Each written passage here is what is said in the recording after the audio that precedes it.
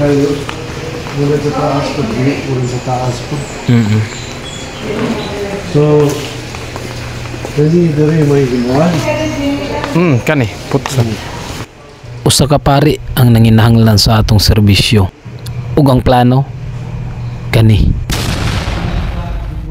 Kailangan lang na matignan ng positibo. Iba ang masipag kumpara sa porsigido.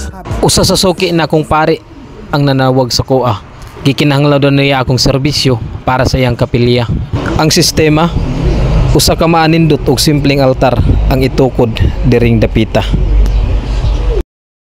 Og sa walay paglangan ato dayong gitubag ang iyang panginahanglan. Pagkagabi human sa iyang pagtawag, ako naman dayon ng gipangandaman. Gamit ang akong lapis ug usa ka piraso ka bond paper, naghimo dayon kong project proposal. Gibilaran, dugay gikatulgan, human ako dayong gipirmahan. Kailangan lang na matignan ng positibo. Iba ang masipag kumpara sa porsigido. So mauna ni guys ang nahimong resulta sa atong project proposal noon ya. Og maato na ning ihatag ni Padre para sa iyang approval no. Ug sa walay paglangan ni adto naman dayon ko kinaugmaan.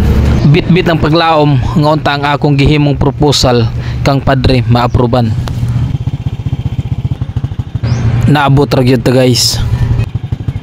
Ug sa pagsulod nako, medyo na-miss lang jud ko kay dili pa man ingani sa una katong primero pa namo diring trabaho. Nice na kayo ni siya nga kapilya guys no. Actually di daw ni kapilya guys, murag station pa daw ni. Di lang ko sure kung unsay kalahian sa station ug sa kapilya. Kani nga mga baluster guys, kami mo'y nagtaod po dani. O kanini ang naapod diri sa gawas guys no, kanang naay nakasulat nga I am the way, the truth and the life. Kami mo'y gahimo ana. Basta dako na kayong transformation ani nga kapilya guys no. Ug samtang gahuat-huwat ko ni Padre, nagkalingaw lang gyud kog video diring dapita. Tungod kay nindot kayang place ug hastag yung preskuha na akong duha ka anak guys uban-uban kini sila basta na ako'y lakaw. Nya murag kuan gid ni sila. Ako ning lucky charm gyud. Okay na. Ug sa pag-abot ni Padre, dayon na akong gipakita ang plano. Ug ang good news, aprobado ang hatol sa husgado. Ug human namong maklos ang deal ni Padre, nagsabot na dayon mi kung kano sa mi magsugod. Ug naisgutan pud namo kung unsa pa gyud diri kinahanglan pang ipang-improve. Mao na ni siya. Ug sa dihang naklaro na gyud ang tanan, mipauli naman dayon mi sa akong mga anak. Mipauli mig malipayon tungod kay naay trabahong gahulat nako. Mipauli mig malipayon tungod kay mosunod nga mga adlaw.